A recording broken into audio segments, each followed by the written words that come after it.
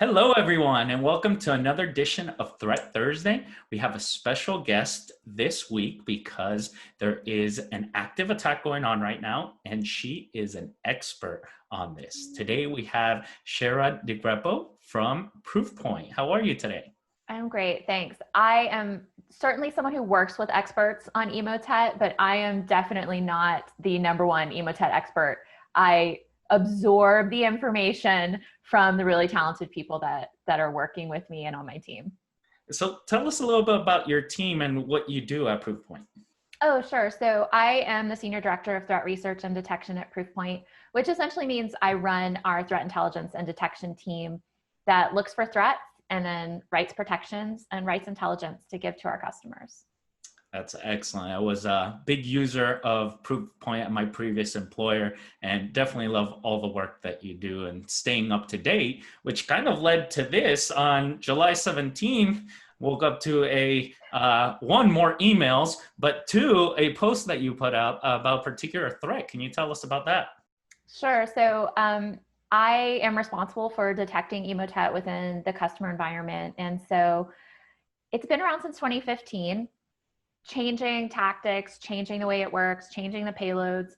But I always sort of have that process in the back of my head running of where's Emotet, where is Emotet? We saw them drop off at the beginning of February 6th.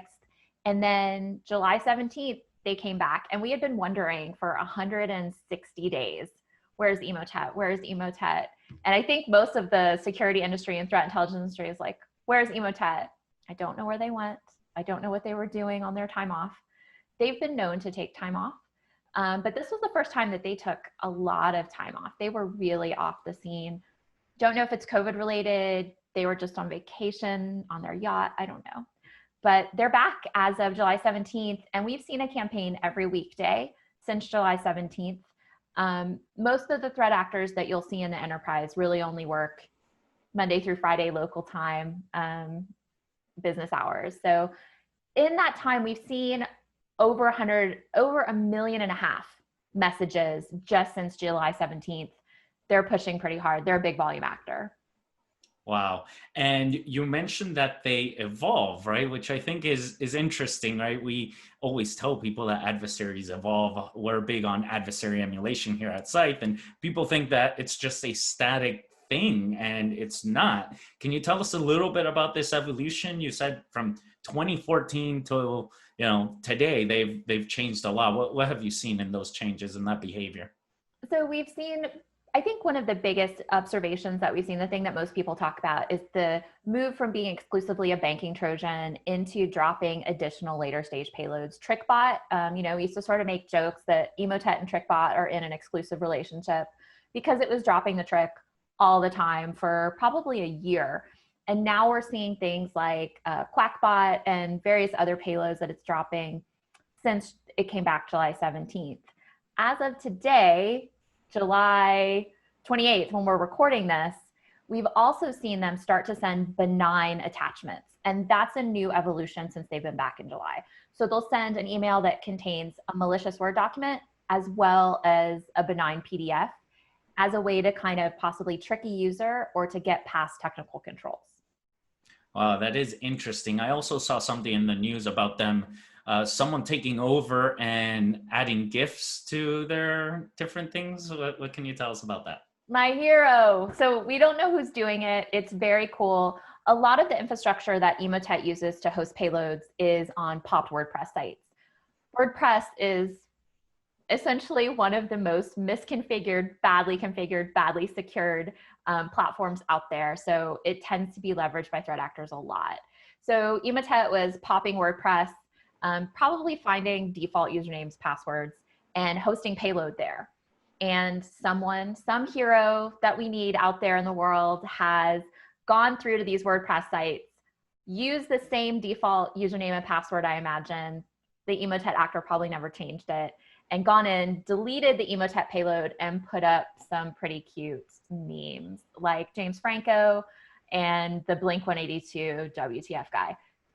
Knowing memes is important to our jobs. Yes. So for our audience, right? So they send out these phishing emails, they're Word or PDF attachments. if someone in that organization opens them, some malware, as you mentioned, TrickBot and others, get deployed. What is the main thing that Emotet is after here?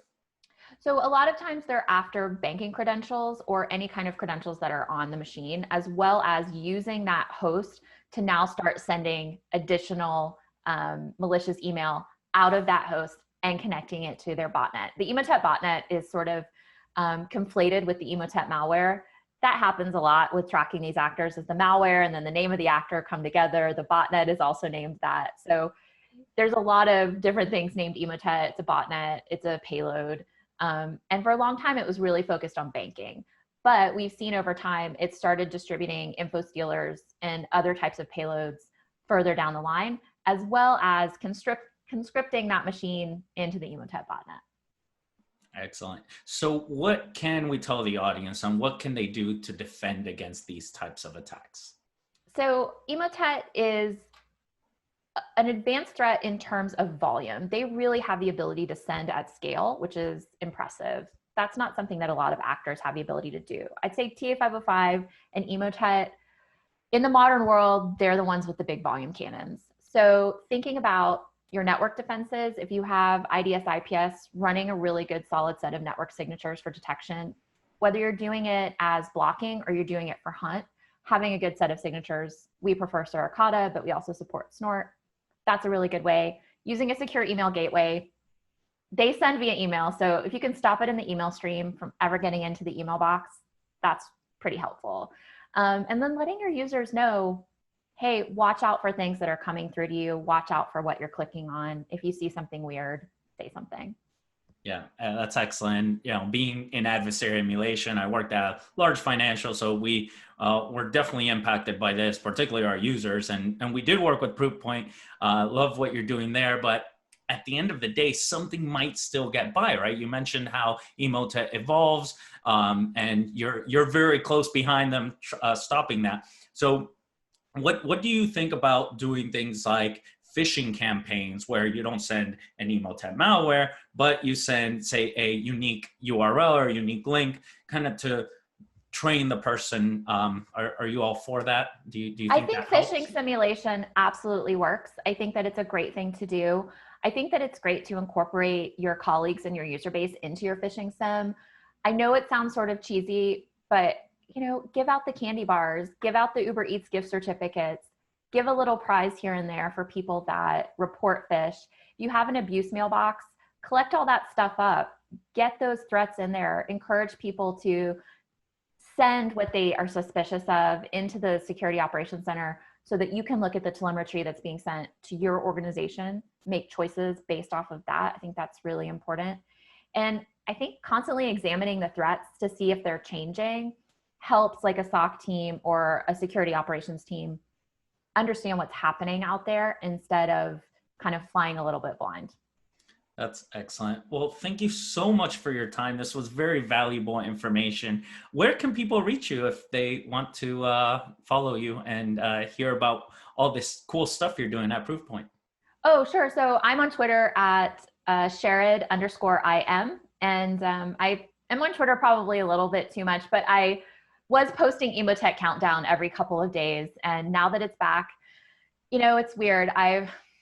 I breathe a little bit of a sigh of relief when some of those missing actors or missing threats that they've been around for years and they go away. It stresses me out. So I feel a little bit better that Emotet's back. We're tracking it. We're stopping it as best we can. And I don't have that anxiety of when is it coming back? And everyone asking me, where's Emotet? Where's Emotet? And then, I can't sleep at night because I wonder where Emotet is. I hope they had a good time on the beach or wherever they were. On some yacht somewhere. So, bonus question. Attribution is obviously hard. Where do you think they are from or are operating from, etc.? So the general wisdom in most of the working groups like Cryptolamus and some of the sharing and intel channels is essentially Russian. Ivan is the colloquial name that most people refer to the gang as. Russia, Eastern Europe in general, former Soviet states, they have a different approach to a lot of this. They've operationalized crimeware. They've created an industry with legitimate jobs that allow people to do technology work, though it is criminal. A lot of those countries typically don't prosecute if it's directed outwardly. So if you're Russian and you're hitting the West, it's unlikely that anyone's really going to come at you. The US government does do indictments. I am a big indictment fan.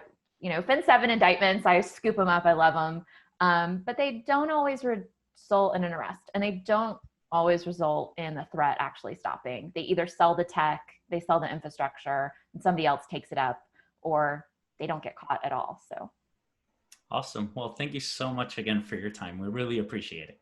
thanks for having me. It was great talking to you.